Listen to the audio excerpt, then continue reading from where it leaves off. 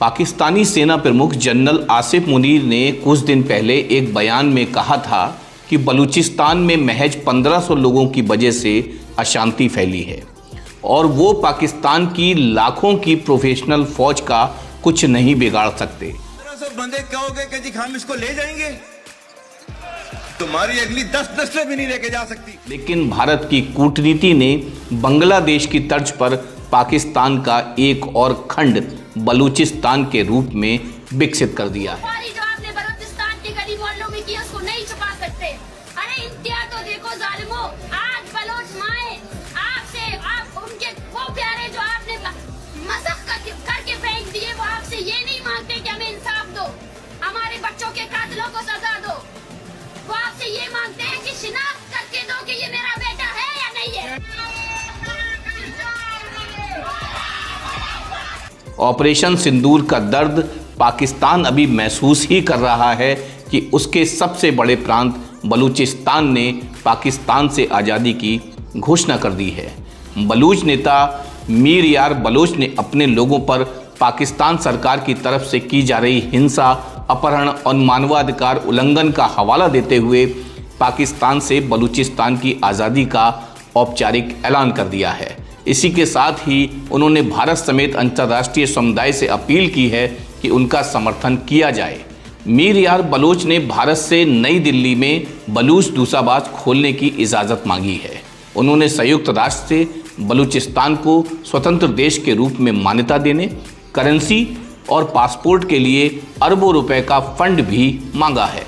ऐसे में सवाल उठता है कि किसी भी देश को अंतर्राष्ट्रीय स्तर पर मान्यता देने की प्रक्रिया क्या है।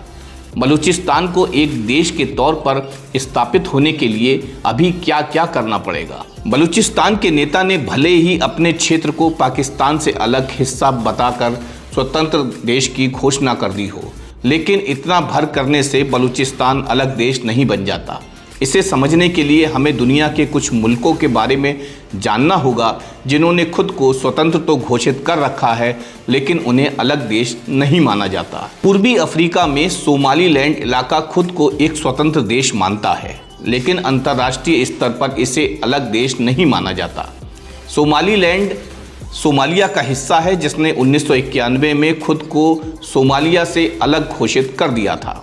सोमालीलैंड में लोकतंत्र का शासन है और चुनाव भी होते हैं। यहाँ के लोग सोमालिया के मुकाबले तेज़ी से समृद्ध भी हो रहे हैं, लेकिन किसी भी देश ने अब तक सोमालीलैंड को मान्यता नहीं दी है। सोमालीलैंड को संयुक्त राष्ट्र ने भी अलग देश नहीं माना है और मान्यता नहीं दी है।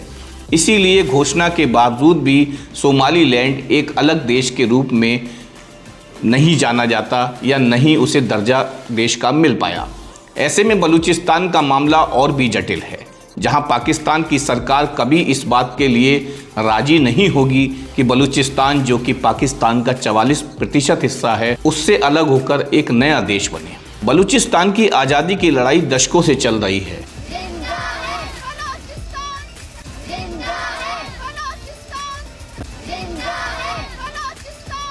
और पाकिस्तान की सरकार और सेना का दमन बलूचिस्तान में बढ़ता गया है। बलोच लिबरेशन आर्मी और बलोच लिबरेशन फ्रंट जैसे विद्रोही गुट पाकिस्तानी सेना से सालों से लड़ रहे हैं और हाल के सालों में यह लड़ाई तेज हुई है। बलूचिस्तान के नेता मीर बलोच ने पाकिस्तान से अपने क्षेत्र की आज़ादी की घोषणा करते हुए संयुक्त राष्ट्र से शांति सेना भेजने की अपील की है, ताकि बलोच लोगों को पाकिस्तान से आज़ाद कराया जा सके। लेकिन मीर बलोच के आज़ादी के दावों के बावजूद यह तथ्य है कि बलूचिस्तान अभी पाकिस्तान का ही हिस्सा है। दरअसल नए देश के रूप में मान्यता के लिए ताकतवर देशों का साथ चाहिए, जो बलूचिस्तान के साथ दिखाई नहीं देता। बलूचिस्तान की आज़ादी के लिए संयुक्त राष्ट्र की मदद और दुनिया की प्रमुख शक्तियों का साथ चाहिए होगा, जैसा कि कोसोवो के मामले में हुआ था। कोसोवो सर्बिया का स्वायत्त क्षेत्र है। सर्बिया यूगोस्लाविया के विघटन के बाद नए देश के रूप में सामने आया था। आज़ादी के बाद सर्बिया के अंदर कोसोवो क्षेत्र ने आज़ादी की मांग की, जिसे सर्बिया ने पूरी शक्ति के साथ दबाने की कोशिश की। लेकिन दुनिया के ताकतवर देश अमेरिका, ब्रिटेन, यूरोपीय देश कोसोवो के साथ खड़े थे। सर्बिया से कोसोवो को आज़ाद कराने संयुक्त राष्ट्र और नेटो की अगुवाई में सेना पहुंच गई, लेकिन दूसरे विश्व युद्ध के बाद संयुक्त राष्ट्र में देशों के बीच इस बात पर सहमति बनी थी कि किसी भी देश की सीमा में जबरदस्ती कोई बदलाव नहीं किया जा सकता। इधर संयुक्त राष्ट्र ने ही किसी क्षेत्र के लोगों को आत्मनिर्णय लेने का अधिकार दे रखा है और कोसोवो के लोग इस अधिकार का इस्तेमाल करते हुए सर्बिया से अलग होना चाहते थे। इसे देखते हुए अमेरिका और संयुक्त राष्ट्र ने बीच का रास्ता निकाला और कोसोवो को आज़ाद देश घोषित करने के बजाय उसे स्वायत्त क्षेत्र घोषित कर दिया। वहाँ के लोगों को अब ज़्यादा अधिकार दिए गए, लेकिन फिर भी कोसोवो ने खुद को आज़ाद देश घोषित कर रखा है। अमेरिका, ब्रिटेन और यूरोप के देशों ने तो कोसोवो की मान्यता दे रखी है, लेकिन संयुक्त राष्ट्र उसे अलग देश नहीं मानता। यहाँ यह जान लेना भी जरूरी है कि किसी क्षेत्र ने अगर खुद को अलग देश घोषित कर दिया और अगर संयुक्त राष्ट्र से उसे मान्यता नहीं दी गई तो अंतर्राष्ट्रीय स्तर पर उस क्षेत्र को देश नहीं माना जा सकता। जब किसी आज़ाद घोषित क्षेत्र को संयुक्त राष्ट्र देश के रूप में मान्यता दे देता है तो उसे संयुक्त राष्ट्र की सदस्यता मिल जाती है, चाहे वो अंतर्राष्ट्रीय मुद्रा कोष से कर्ज लेना हो या फिर संयुक्त राष्ट्र की संस्थाओं की से मदद। हर काम के लिए संयुक्त राष्ट्र की सदस्यता होना जरूरी है। अब यह जान लेते हैं कि संयुक्त राष्ट्र की सदस्यता हासिल करने की प्रक्रिया क्या है।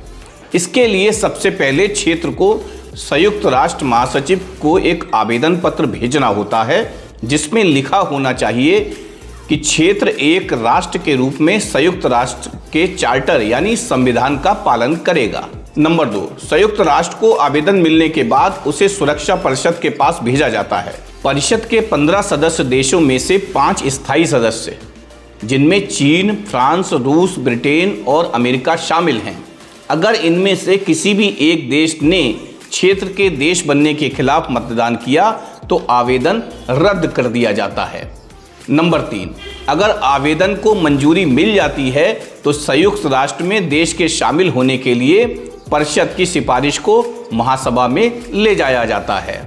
इसके अलावा महासभा में 193 सदस्य देश हैं और किसी नए देश को संयुक्त राष्ट्र में मान्यता पाने के लिए महासभा के 2/3 बहुमत की ज़रूरत होती है। तो ऐसे में कहीं ना कहीं बलूचिस्तान को लेकर वो ताकत दिखाई नहीं देती। बलूचिस्तान के साथ इतना समर्थन दिखाई नहीं देता। हालांकि उसने भारत से सिफारिश करी है कि उसे जो है वो राष्ट्र के रूप में दर्जा मानते हुए उसकी मदद करें, लेकिन अब भारत कितना आगे आता है ये भी देखना होगा।